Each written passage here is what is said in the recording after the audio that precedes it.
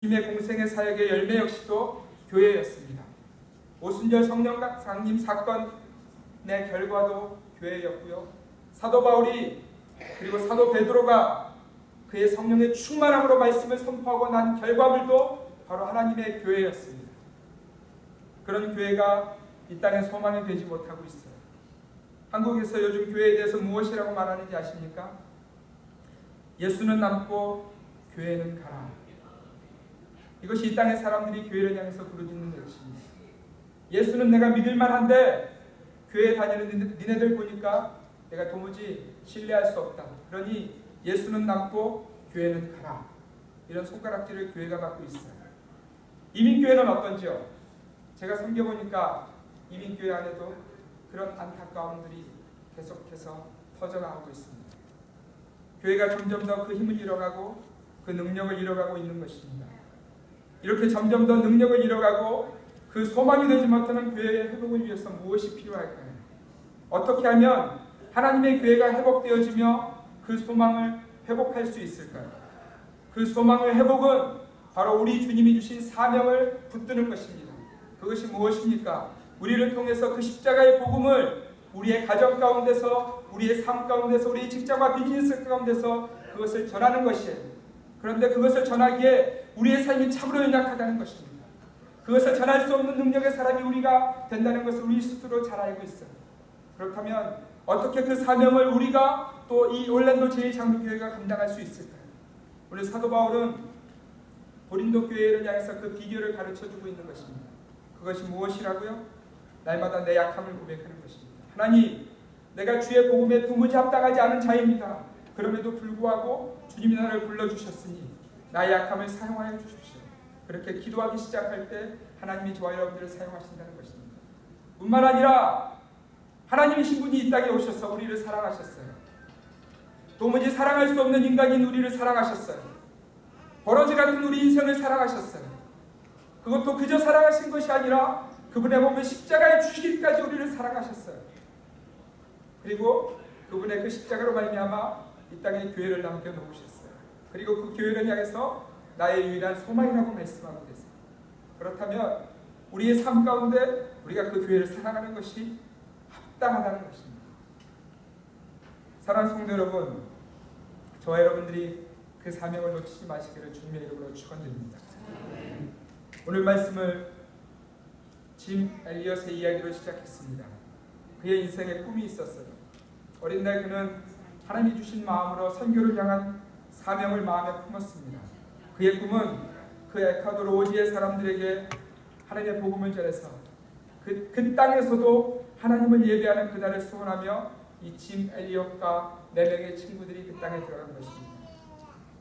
그리고 들어간 지 며칠 만에 그는 죽음으로 발견되어집니다. 여러분, 그의 꿈은 어떻게 되었고 그의 사명은 어디로 간 것입니까? 그의 죽음의 소식이 세간의 이슈가 된 이후에 이것이 낭비인가 허비인가 이것을 모든 사람들이 고민하고 결론을 내리지 못한 후에 한참의 시간이 지났습니다. 얼마간의 시간이 지난 후에 빌리그람 목사님의 집회에서 한 에콰도르 인디안이 간증자로 서게 되었습니다. 그가 이런 고백을 합니다. 우리들은 그분들에게서 복음을 받았고 하나님을 믿게 되었습니다.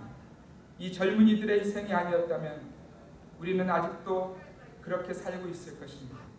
그분들의 죽음으로 우리는 빛을 보게 되었습니다.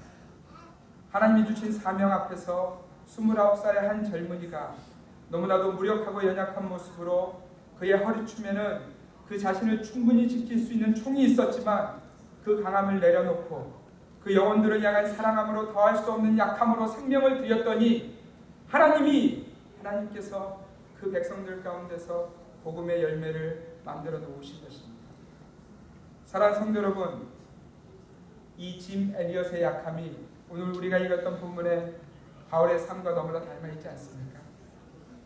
강함의 이유를 수없이 가졌지만 그러나 바울은 끊임없이 약함을 이야기하며 바보 같은 무력함으로 그들을 사랑함으로 그 사역을 감당했습니다. 그 사명에 대한 헌신이 복음의 빛을 에콰도르 인디안에게 비추게 한 것처럼 이 사도 바울의 헌신이 소아시아의 수많은 사람들에게 복음의 빛을 보게 하는 것입니다. 그렇다면 약함으로 그들의 인생을 살았던 이들의 삶이 누구와 닮아 있습니까? 맞습니다. 우리 주 예수 그리스도와 닮아 있어요. 주님이 마지막 십자가를 앞에 두시고 변화산상에서 기도하실 때 주님을 잡으려고 가룟 유다와 군병들이 올라옵니다. 베드로가 칼을 빼어들어서 그들을 향해서 반항하려고 합니다. 그때 주님이 베드로를 말리시며 이렇게 말씀하십니다. 베드로야, 너는 내가 내 아버지께 구하여 지금 12군단이나 되는 천사를 보내실게 할 수 없는 줄 아느냐. 주님은 충분한 강함을 가지고 계셨어요. 그러나 우리 주님은 아버지의 뜻대로 십자가라는 그 약함으로 영원히 죽을 우리들을 향한 아버지의 사랑으로 그 십자가로 나아가신 것입니다. 왜일까요? 그토록 강한 우리 주님이 왜 그렇게 연약한 방법을 택하신 것일까요? 우리 주님이 우리에게 맡기신 사명은 나 자신을 내려놓는, 주님이 나에게 맡기신 사명은 나 자신의 약함을 고백하는 내 삶의 모든 주권을 하나님께 맡겨드림으로만 감당할 수 있다는 것 때문에 그렇습니다.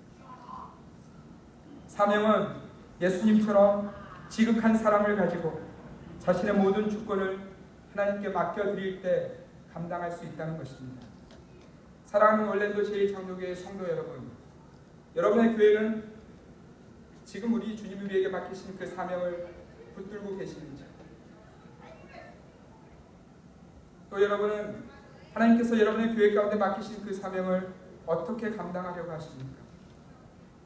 오늘 우리 모두가 세상의 방법을 좇는 것이 아니라 신메일리어처럼, 사도 바울처럼, 그리고 우리의 영원한 대제사장 되시는 우리 예수님처럼 우리 하나님 아버지의 뜻을 좇아 나의 모든 주권을 아버지께 맡겨드리고 주신 사명의 현장을 우리 주님처럼 사랑하며 그 사명을 감당할 수 있으시기를 주님의 이름으로 축원드립니다.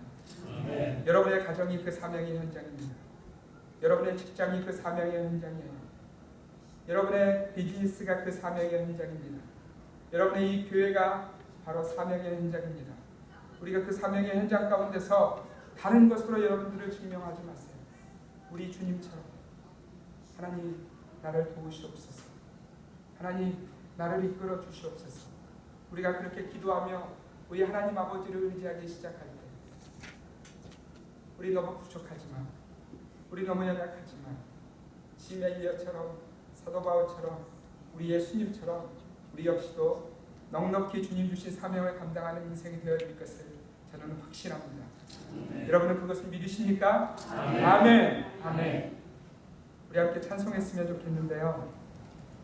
찬송가 323장 부름받아 나선 이 몸이라는 찬송이 있습니다. 제가 아는 한 목사님이 이 찬양을 부르실 수 없었다는 것이죠. 왜냐하면 이 찬양을 정말 부르면 어디든지 가야 될 것 같아서 부를 수 없었다는 것입니다.